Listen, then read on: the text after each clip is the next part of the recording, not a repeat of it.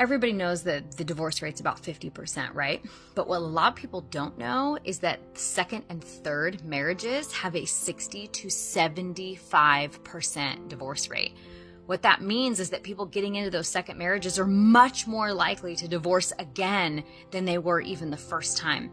And the reason that this is because too many people are using divorce as an easy out. I'm not saying that's true for everybody, but a lot of people are using divorce as an easy out of their marriage instead of working hard to overcome the obstacles or seeming incompatibility that you might have.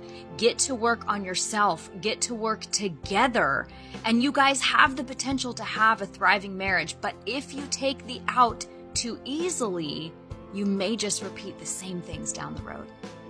The society we're creating right now, more and more men don't want to get married. And I get why. There is almost zero upside for men getting married. This isn't me saying that men shouldn't get married, or women, but think about what society is telling men about what being a man is. Tell about society is fucking men hardcore for getting married. If you get married and you get divorced, a woman takes 50% of whatever you have. 80% of relationships, the man is the biggest provider. So that's a big fuck right off the bat.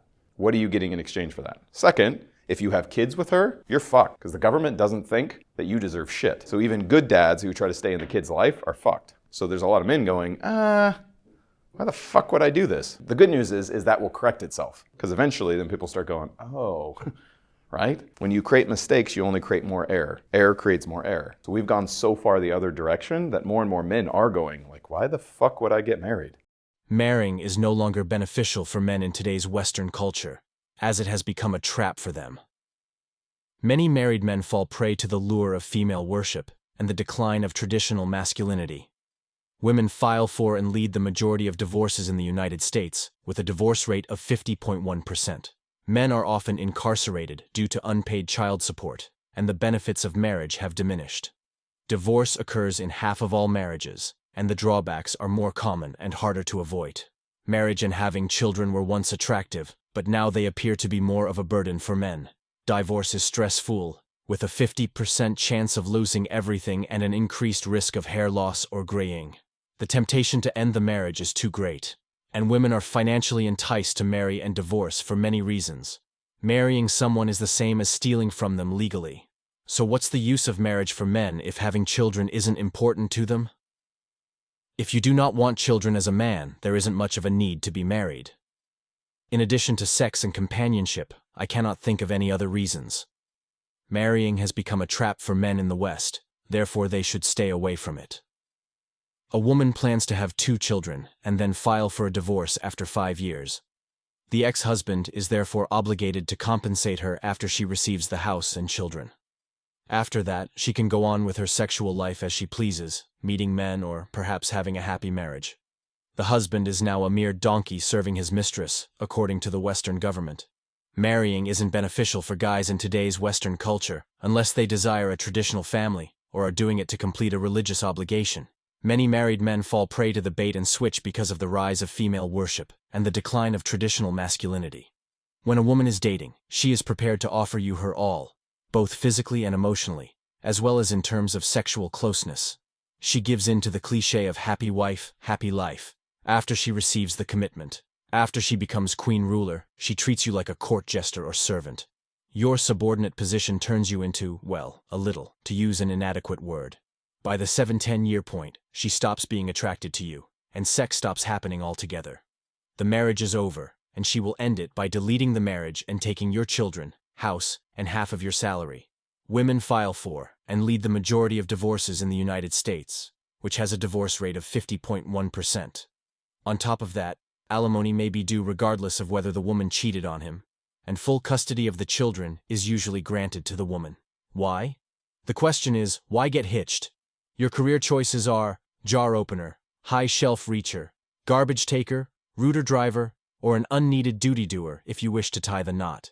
The man pays, but not with cash. After all, a profession involves receiving payment. That is irrelevant. His freedom, masculinity, and by extension his life, are on the line. In the event that you are accused of failing to pay child support and subsequently incarcerated, you will certainly lose your liberty. The Supreme Court has ruled that this is a civil issue, Thus, even if you cannot afford an attorney, you do not have the right to have one assigned. Leave prison behind.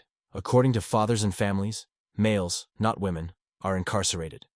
According to a recent survey, males accounted for 96.5–98.5% of all inmates convicted by the Massachusetts probate and family courts between 2001 and 2011, with an average of 94.5% during 2001–2008 and 96.2% from 2009–2011. This proportion may also be on the rise. The majority of these incarcerations are probably due to unpaid child support. It appears from the data that women who do not pay their child support in full are not thrown in jail nearly as frequently as men who do the same. Getting married in the past gave men a lot more respect from society, a more stable and reliable partner, the ability to have sexual interactions, and the ability to have children in a socially acceptable way. These days, it doesn't even supply one of these. What about a divorce? Divorce rates ranged from 5% in 1900 to 20% in 1950, with the exact percentage depending on the time period in question. Infidelity, physical abuse, beating, and abandonment were clearly stated as reasons for a divorce, and the only way to get a divorce was if one spouse was at fault.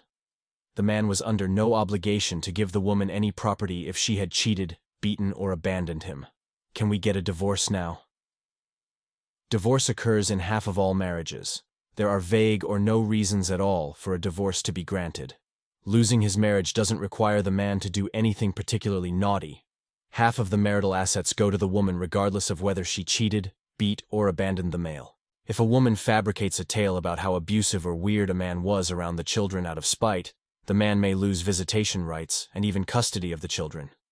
If a man's unfaithful wife gave birth to their children before the divorce, he may be obligated to pay child support even though the children aren't his. In a nutshell, the benefits are no longer there, and the drawbacks are both more common and harder to avoid. Marriage and having children were once attractive, but now they appear to be more of a burden for men because women may take them away from them whenever they choose. Wed if you're the daring sort who would jump out of a plane. Divorce is stressful for a lot of reasons, including a 50% possibility of losing it all, and an increased risk of hair loss or graying. Get married if you intend to work relentlessly for merciless corporate America for the next 30 to 40 years to pay for your home, family, and all the costs that come with it. No matter how devout you are, the rules are secular and designed to encourage women to have multiple husbands, hypergamy, and then to divorce them when they are no longer needed. The fact that your wife is Christian is irrelevant. The divorce rate among Christian women is comparable to that of atheist women.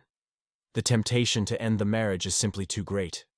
Women are financially enticed to marry and divorce for far too many reasons. When you tie the knot, you're essentially creating a business partnership. As a result, your spouse will inherit half of your wealth regardless of her level of contribution. Now, I would think it's acceptable if the woman you're marrying is really wealthy. In my opinion, getting a divorce won't be bad for you if she has more money than you do. Unfortunately, these ladies will most likely be earning less than you are and will most likely take advantage of you when the day is done. And that concludes today's discussion on MGTOW voice. Don't forget to like, subscribe, and hit that notification bell to stay updated on future videos. Share your thoughts in the comments below, and I'll see you all in the next video.